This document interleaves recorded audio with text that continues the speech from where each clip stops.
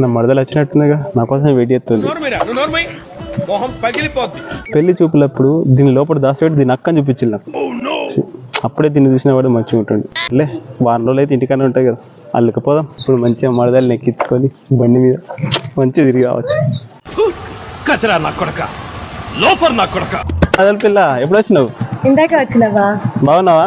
అంతే బాగున్నారా మీరు? నేను బాగున్నా. ఎక్కువదా ఇలాంటి చాలా ఉన్నాయి ఇంకా. అవును మరదల పిల్ల, ఇప్పుడు ఇంటికి ఏం చేస్తాం? అట్లా మనం ట్యాంక్ బండి ఒక రౌండ్ వేసేద్దా, మంచి టైం పాస్ అవుతుంది. ఓకే